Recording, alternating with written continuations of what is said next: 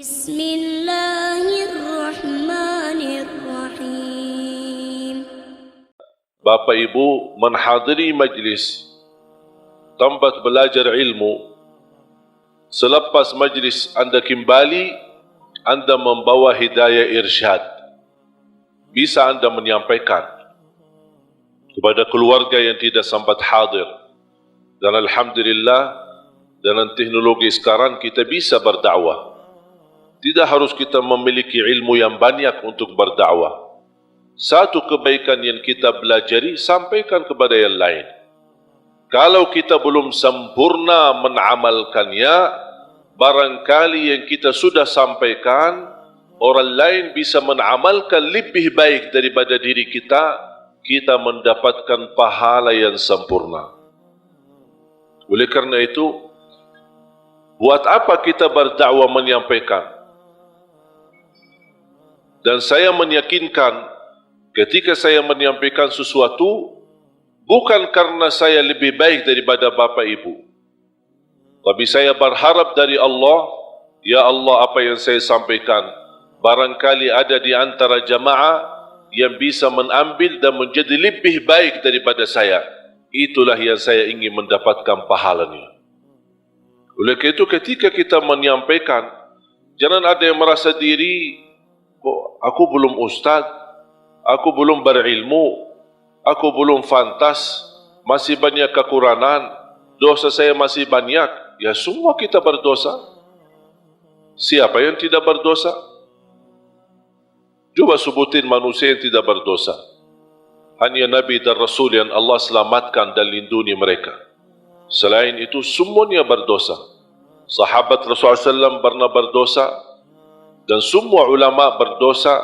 Tidak ada yang maksum dan bersih dari dosa. Dosa besar, dosa kecil, tidak ada yang suci. Tapi karunia bagi ulama, awliya, salihin, ketika mereka berdosa, mereka sendiri tanpa ditegur, tanpa diingatkan, mereka sendiri sadar. Karena terisi hati mereka sifat malu sama Allah Subhanahu wa ta'ala. Terlanjur jatuh dalam dosa, mereka segera bertaubat dan memohon ampun kepada Allah Subhanahu wa ta'ala. Oleh karena itu, jangan kita melihat sifat kita yang menjadi hal menghalangi kita menyampaikan kebaikan. Kalau ada orang yang menolak kita, biarkan aja. Kita hanya sampaikan.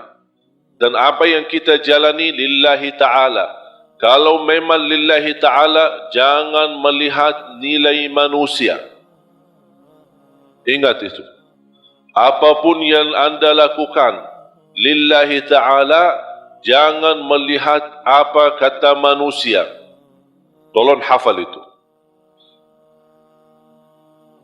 Apapun amalan, ibadah, tahajud, hadir majlis ilmu, silatul rahim, apapun amalan kebaikan, kalau betul-betul lillahi ta'ala, jangan melihat atau mencari atau menunggu apa kata manusia. Karena manusia tidak semua bisa sama. Ada yang mengucapkan baik, ada yang mengucapkan, sombong itu orang. Dia merasa diri hebat. Macam-macam. Membuat tersinggung perasaan. Kemarin ada yang kirim Instagram, dia bertanya, kenapa saya setiap berbuat kebaikan dinilai sama orang lain buruk? Ini riya, ini apa. Saya bertanya, kamu kerjakan ini lillahi ta'ala bukan? Dia bilang, ya karena Allah. Ya udah, tidak usah lihat apa kata manusia. Biarkan saja. Kalau anda berduli apa kata manusia, berarti itu bukan lillahi ta'ala. Dan itu yang disebutkan kata ikhlas. Dan jangan harap manusia puas. Jangan harap manusia ridha.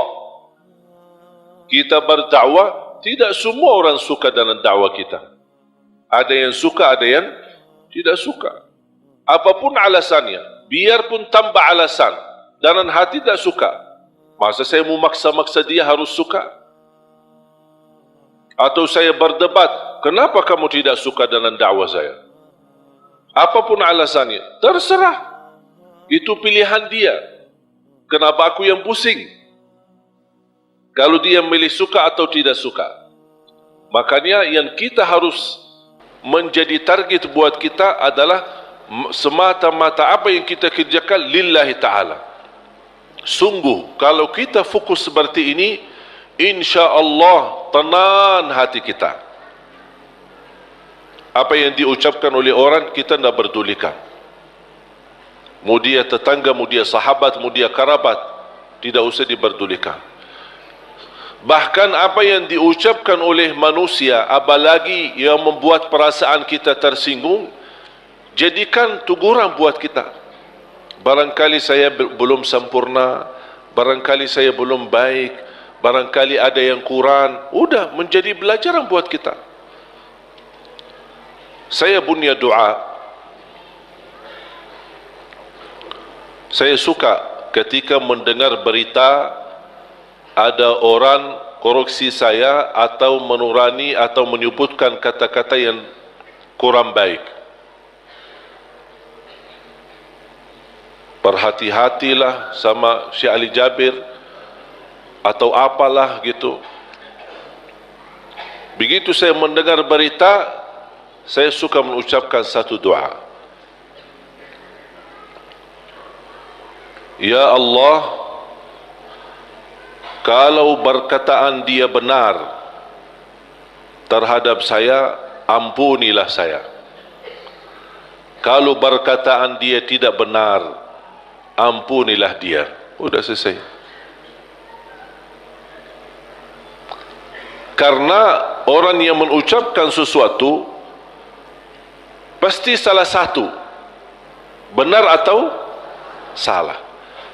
Kalau ternyata yang dia ucapkan fitnah, hanya ingin menjatuhkan nama baik, hanya ingin merusak nama baik, hanya ingin membuat fitnah, berarti saya mohon Allah ampuni dia. Semoga dia diampuni Allah.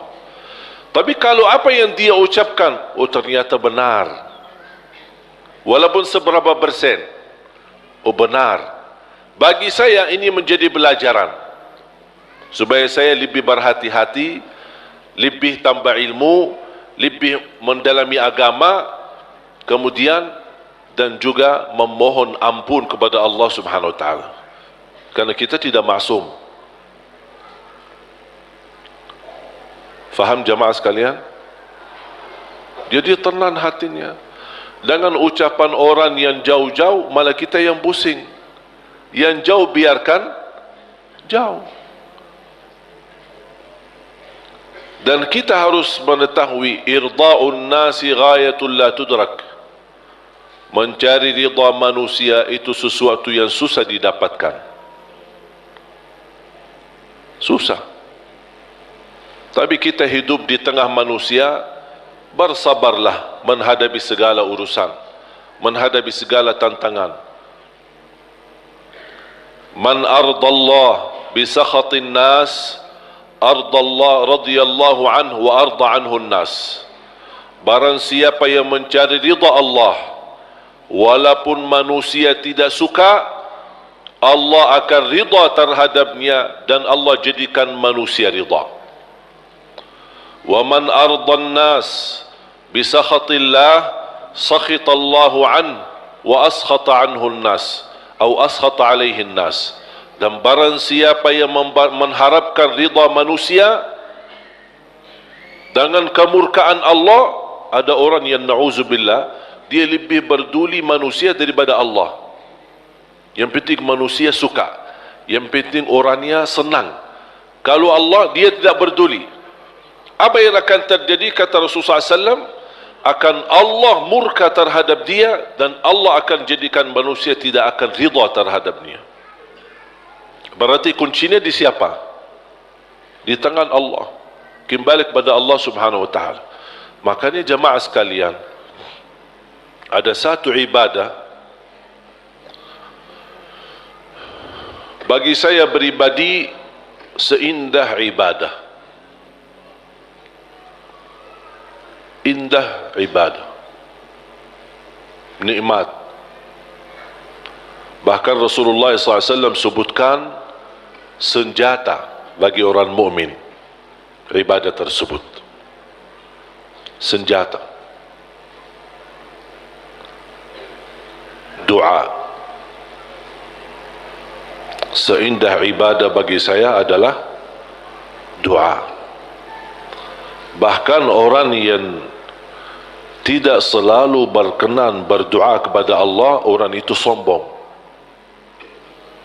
Sebagaimana Allah sebutkan di dalam surat Ghafir, surah 40 ayat 60. A'udzu billahi minasy syaithanir rajim. Wa qala rabbukum ud'uni astajib lakum. إن الذين يستكبرون عن عبادتي سيدخلون جهنم داخرين. صدق الله العظيم. وقال ربكم ادعوني أستجب لكم.